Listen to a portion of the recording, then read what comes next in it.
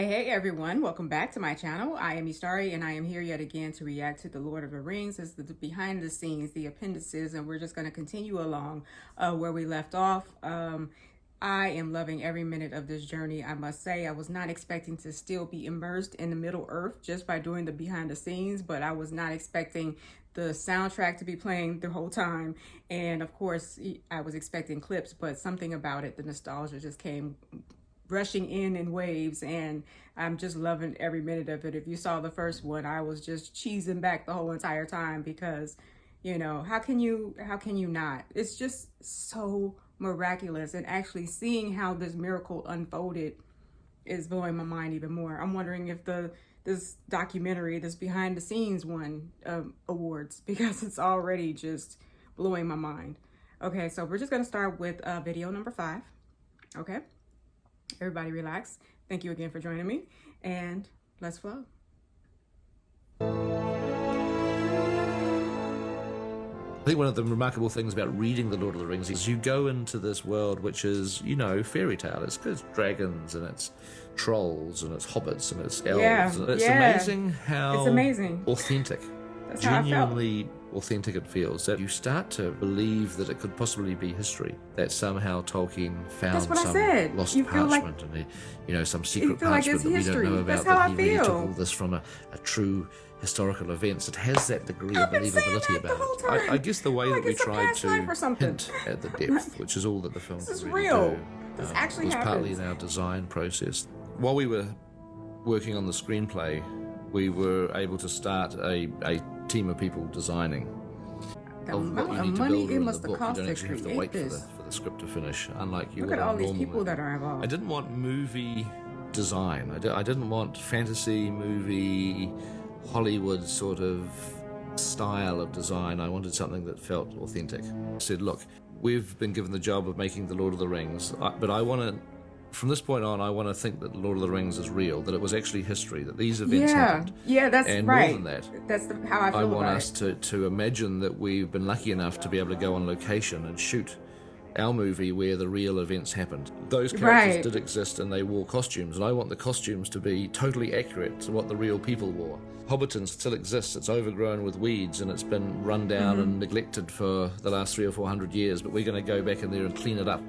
We're the luckiest film crew in the world. We were able to shoot in the real locations that these real events actually took place in, and that was effectively my speech to try to get everybody's head into what I actually sort of clever, wanted in terms Peter. of a feeling of reality. You basically start thinking about what Tell them the that it's actually places and the characters a look like, and something you that realise happened in there's 40 history. years of artwork that people Listen. have done. And out of all the illustrations, all the artwork that's been done in calendars and books and, you know, album covers and all sorts of things, the work of Alan Lee and John Howe impressed us the most. We had their artwork literally pinned on the wall of our office for 12 to 14 months while we were working on the screenplay. And I remember it was incredibly difficult to find Alan Lee, who's a fairly reclusive chap, and nobody really had a phone number for him. So we eventually tracked him down to a small village near Dartmoor in England. We put together a package and we FedExed us to this address, and we were tracking the FedEx. But we were literally tracking the van moment by moment.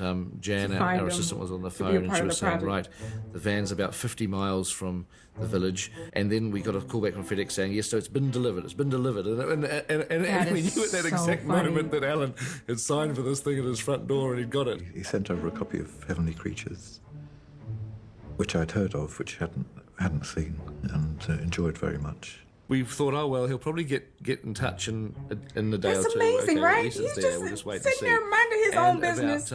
About being a 3.5 hermit, hours later, and then he gets Alan phoned up. He a letter that says we want you to be a part of Lord of the Rings. 3.5 hours. He'd sat down. He'd watched Heavenly Creatures all the way through. He'd watched Forgotten Silver all the way through. Every minute of it. And then he picked up the phone and spoke to me. I didn't really need to think about it, actually. I just Of course, why would you? said, yes, I'll come out. And John Howe was similar. We tracked down John Howe, who lives in Switzerland. It was about 2 or 3 in the morning because somebody in New Zealand hadn't really thought about what time it was. Oh, it was 2 or 3 in the morning for where we him. lived in Switzerland. And there was Peter and Fran on the phone, making a very, very sincere sales pitch for the project. And It was really a question of waiting for them to finish so I could say yes. And then in the space of probably within 2 or 3 weeks, Alan and John were flying to New Zealand, and they actually met each other for the first time. They met each other on the plane flying to New Zealand. It started off very much on an illustrator's level, where it was nothing but pencils and paper, meetings, ideas, sketches. And we joined in with Weta's team of designers as well, who'd already been working on the project. You know, as Alan Lee and John Howe were working on their conceptual designs, so too were Richard and his team. Initially, we had Alan Lee and John Howe working in our facility as well. Fantastic. Because they were here, we were able to utilise their immense knowledge of the world of Middle-earth and lift our young New Zealand designers to a level that was capable of accomplishing the massive task ahead. New Zealand has never done a project on this sort of scale before. I'd never done a project on this scale before. So we were sort of breaking new territory a lot with the way we planned these things and keeping a large amount of people motivated and able to meet deadlines and keep up a standard of work through a very, very long period of time. Peter will come in and we'll put a whole bunch of drawings up on the wall, a couple hundred drawings that we've been doing over the past few days. We'd each have 2 or 3 different. How is Peter involved in every single part of the production? Like, it's only just one of him. Every day he's going from place to place to place. I mean, I think it has a sort of elegance to it. Based on the feedback that Pete gives us, we start going into sculptures. It was like being in a toy shop, really, and just being able to say, oh, well, I want one of those. I mean, really, it looked like he I'd had a sell 3 hand of in those, everything, right? You know, and being able to sort of work all these designs out. Occasionally you would do a single drawing and Pete would go, that's it, love it, that's great, follow that line. Other times we would put up, in the case of the Urukai, a couple of hundred drawings before we got anywhere near what Pete was actually wanting. A couple of hundred drawings before Peter said yes on those? Interesting. What he's asked for. And when you've got to give him solid designs. We tried to give all the different cultures a very distinctive design. You did. We wanted the dwarvish culture to be very, very distinctly different from, the Gondorian or the Elvish. Everything about the way that character's dressed, the way they move, the colours that they wear, the shapes that are on their clothing, on their weaponry, on their armour. Yeah, the design was genius too, right? Like you could Did look you at a even piece think of about architecture that? and tell if Because it you was have to Elven immediately just by looking at details. it. If you looked at a weapon and then you looked at the architecture, you could tell which cultures were the same and which were different. So that meant establishing iconic designs. Dwarves at a basic level, their shapes are square, they're rigid, they're sturdy, very much like the character of the dwarves. The elven stuff, very lyrical, very beautiful, very sinuous, very elegant. So that kind of thought went into it. As Peter agreed with various stages of the design, we called it a lock-off, a PJ lock-off. He would say, yes, okay, proceed. And we would proceed to the next step. We had a little star-shaped stamp made, which had PJ approved on, because these approvals were very, very critical to us. We really weren't able to move on until he had seen and agreed to what we were doing. I remember our first trip to the Hobbiton location, or the potential location at that point. And there was this great moment occurred when Alan Lee and John Howe pulled out their sketch pads. They always went everywhere with pencils and paper. You could sit in that landscape and see Hobbiton. I just thought this is a great moment. And I remember we had a video camera there, so I actually grabbed the video camera because I thought this has got to be on the DVD. And I grabbed the video camera and I actually filmed myself. I filmed some stuff of them, in this moment where they were sketching. Yep.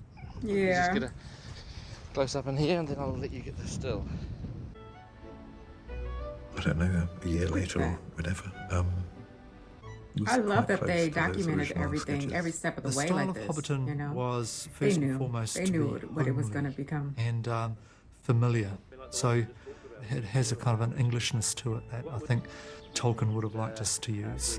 We want Hobbiton to look beautiful. It's got to have long grass. It's got to look as though the grass has been there forever.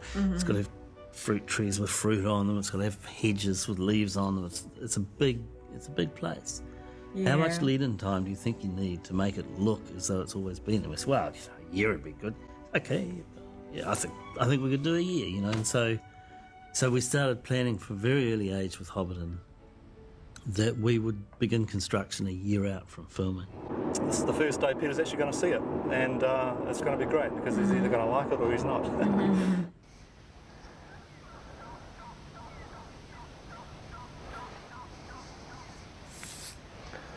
Yeah, it's good. I mean, we just need to get a lot of bushes and sort of make it more wild and woolly and sort of overgrown. But are they a few little bushes that are going down there?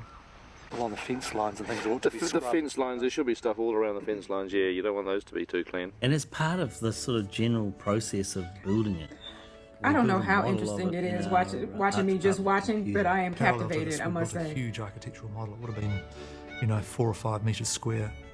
This would have been about a year and a half out from filming. Once we'd found the location and worked out... Because I feel like I'm watching like a miracle like unfold, like how it all became what it became. Drain a swamp. The very beginning, look at this. Make the party They're field. literally we had to build a big oak tree above Bag End, and then of course we had to build creating some sort of the little Shire hillocks to have right before my holes. eyes. And we cut into our little hillocks, Unbelievable. the fronts of where the hobbit holes were going to be. We sowed grass over the hills. We planted little market gardens and we planted trees. Oh, that little hobbit hole. It didn't even occur to me that they had to create everything from scratch like that. Second breakfast, perhaps. Once all these things had been planted, it was really a matter of keeping it all going, letting nature take its course over the year. It was a very long and organic process, designing and building it. But you know, I'd like to think let that nature take its course over a year detail in order for it to become organic like that. And that's something that didn't even occur to me. A good example is the front hall of Bag End, because Peter had in mind I don't think it could have been any more for a perfect. map of the Hobbit The way that they several had, years before. You know, that was the just the little most hole in brilliant the ground. image of what the inside of the Bag End front hall might be like. So can you please draw me the rest of Bag End? And he did it, and that was a great thrill of saying, you know, taking this hallway and then having the actual artist, John, like extend it and do all the other rooms.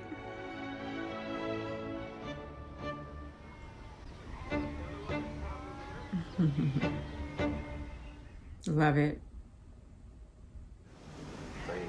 Suggestion. How can you not love it?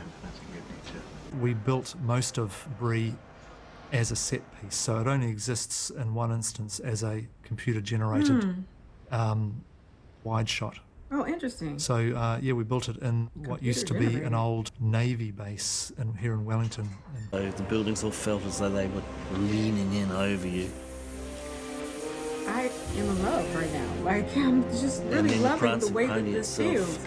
That whole scale issue once again came into play, where all the tables and chairs were big, all the people were huge, you know, and our little guys were sort of slightly vulnerable, and so everything, there was a darkness, a slightly gothic edge to Bree.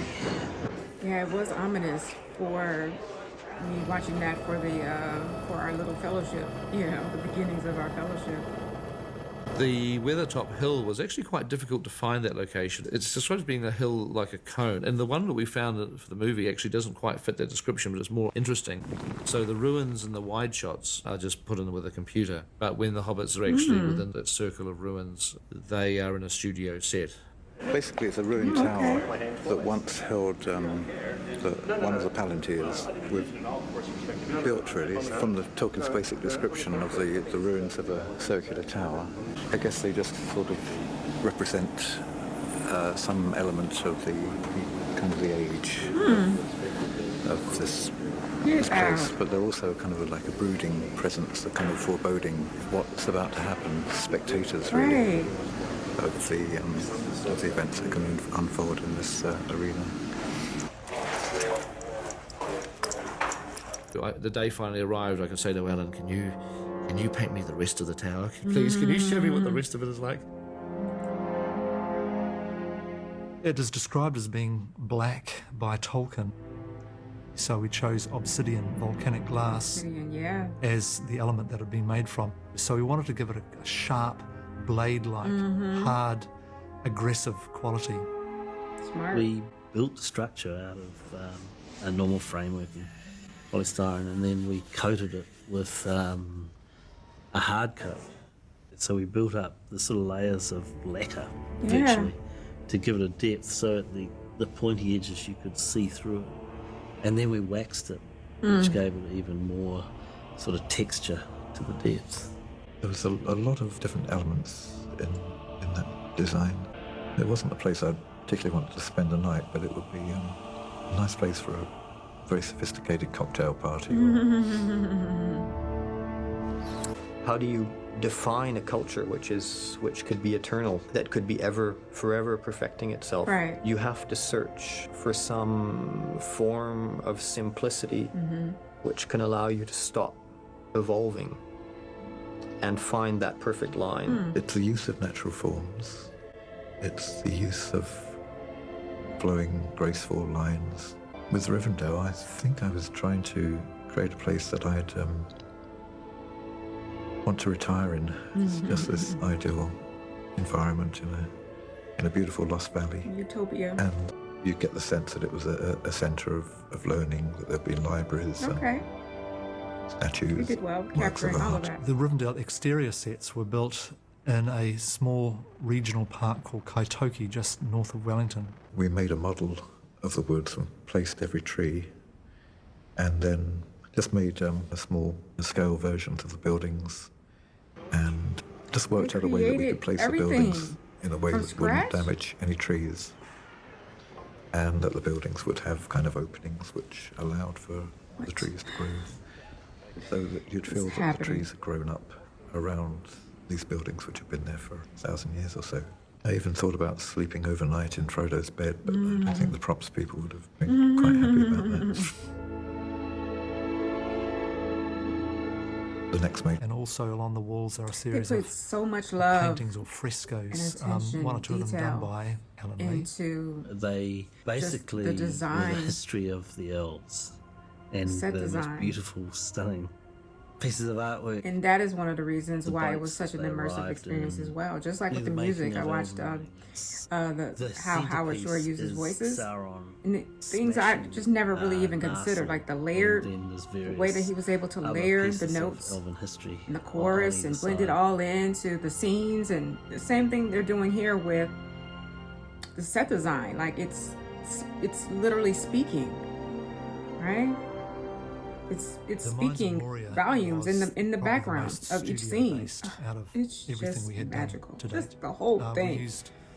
there's various layers of occupation, you could say, and there's this natural layer of rock. Right. There's this Layer, dwarven layer. yeah. There's this orcish layer that we Orcish layer, see more and more it's of all as we layered, go through. which There's is- this destruction layer where battles have happened, battles have been lost. You know, the closer we get to where the Balrog lives, the more smashed up it is. The dwarvish architecture Yeah. we decided was going to be entirely geometric, that there wouldn't be any curves or Peter Jackson any rounded forms, knew any what to round do. arches. He knew how to pick his team.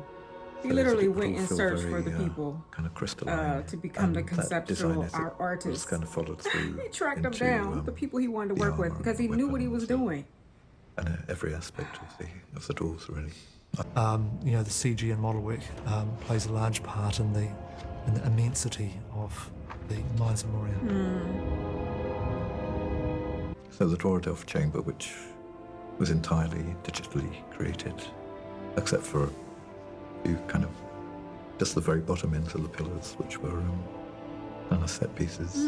That was all based on one drawing that I did, at that. which incorporated the pillar designs and the sense of scale. I will So you forever want to be establish in a place awe like of that. illustrators. The script said something like they run down some stairs and across the Bridge of Khazad-dum. Yeah, I and remember that bridge. Alan Lee went away so and narrow. drew the stairs. And what he brought back to me was kind of pretty mind-blowing. It was this incredible cavern, an image of this cavern with this narrow staircase on the top Okay, of this huge, thank huge you. viaduct-like It was narrow. kind of pillars. I just looked at this hole in the stairs and I started to sort of imagine other things happening around Yeah. that hole. I was like, look, we got to turn back, you guys. There's no way. And that really was the seed of what ultimately became, you know, one of the most extended sort of action set pieces in the entire movie. I loved it. I loved that action scene. Because I just could not see a way out of it, you know? And the first thing I thought was like, I'm out of this mission because I'm too clumsy. The Fellowship run downstairs. I would fall right in. That's all that it says. Over the bridge! Look at this. It brings back so many memories. Oh my god. Little Frodo and crew somewhere in here. Camera will kind of pull back from them to reveal the city. Oh my god. Palace, rather. I wanted Lothlorien to be, you know, obviously elvish, but to have a distinctly different feel. We also wanted it to feel slightly more unworldly, otherworldly, and more mysterious, and probably a more kind of spiritual place, as the spiritual heart of the elven kingdoms on Middle-earth. We don't have huge trees quite like these in New Zealand, so we had to build some trees, and we did it up at Paradise with a beautiful moss-covered ground, the beech forest, and then we built five huge, like 16-foot diameter trees that went up 40 feet high into the air. Once they've made contact with the elves, you move on into Carrascaladon, this is where the melon trees are. So we built essentially built the melon trees in the studio. What? The elves were at one with nature, with the forest, you know, part of it, as opposed to being dominating it. They were working with it. You know, whereas we would have gone. Galadriel's Glade was quite a nice little set. It was very nice actually seeing that scene coming together. Galadriel's always been a hugely important character for me in the books. So to see, you know, Kate Blanchett standing in Galadriel's Glade was very, very nice, very exciting. From the moment we see the Argonaths, we are sort of on the outer reaches of what used to be the empire of the Númenóreans, as they were in the Second Age, huge empire. We wanted to give the feeling that we were, you know, we were entering the realm of this very, very ancient civilization, long past its prime. So we kept back a lot of our ruined pieces, knowing that we were going to need them later on in the filming. And we made a few new ones, like this gigantic face that was lying on its side. Are we going to have like I just really hadn't considered the fact that they had to create everything have a little guy from who's just scored nothing. You know, a good cheap bloody. Just literally Propping from for scratch. the film was an industry in itself. From their imagination, the film creating demanded this world. A particular Everything that we see, type even of prop that huge, you just don't get in the prop shops or antique shops. So we had to build up our own props department and build everything from scratch. We also had to do it because of scale. We were constantly needing to duplicate different props at different scales. A huge amount of stuff Yeah, had the to be made, scale was, and it meant designing made things everything. tricky, you know, I'm sure. the whole thing.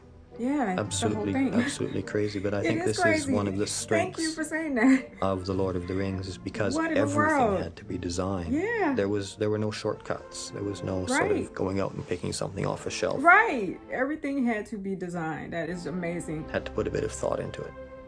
We've lengthened that, put a bit more of a curve in it, and straightened the bowl. So you've got it down in this sort of position. The bowl is actually straight.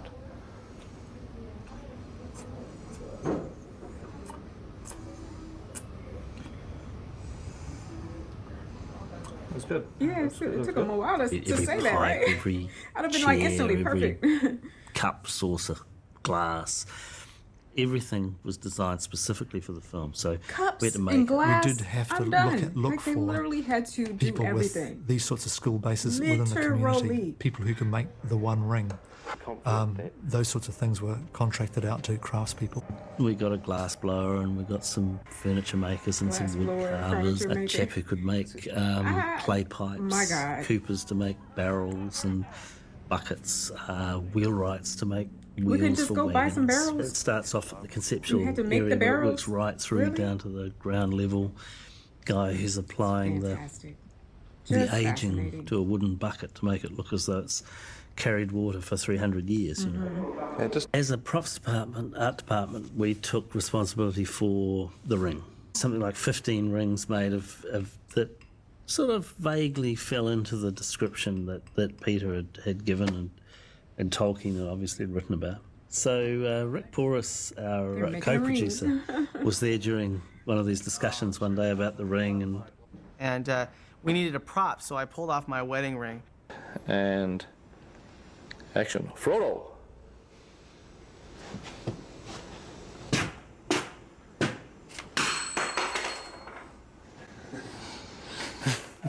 When we were done, I said, you know, Pete, I actually think that, you know, obviously I'm biased, but I really like the way my wedding ring looks. And, you know, everyone loves their wedding ring. But anyway, it had a sort of shape to it that just had a nuance that was slightly different from the others. And so we took that with us the next time we went to Jens Hansen to talk about the design of the ring. Are you kidding? Making some adjustments after that. They kind of rounded it off a bit, but sort of they used that as, I guess, a basic starting point for the one ring. And action.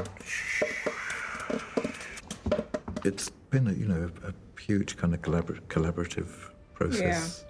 The film was epic in every sense of the word. There was 3,000 people in the crew, 300 people in the art department. Everyone was dedicated to what they were doing, even if they weren't great Tolkien fans before they started working on the picture. They took it on board, they lived with it, they became part of Middle-earth. So much more went into making this movie than can ever appear in the movie itself. That was the aim right from the beginning, to create a world that you felt had been in existence for And they did a great job of capturing it, because I'm Being able convinced that to it actually happened. think of it and see it as something that is real, certainly made it real, And now it does exist, it does exist somewhere. No, I really believe it, though. Believe that this is someone's past life that they were just retelling, because this is just remarkable to me. Okay, so I did not realize that the next one was 43 minutes long, and this one was already 40 minutes, so I'm going to stop it here and continue along the next time I watch it, okay? And so yeah, I'm just really enjoying this. Just know I really do appreciate you guys and your suggestions. And you're right, like, this is a very captivating behind the scenes documentary. Like, this is really amazing, and it's just bringing back everything. It's has a life of its own as well. So I look forward to the next video, which is going to be the Weta workshop. And thank you so much for joining me. Until next time, let's flow.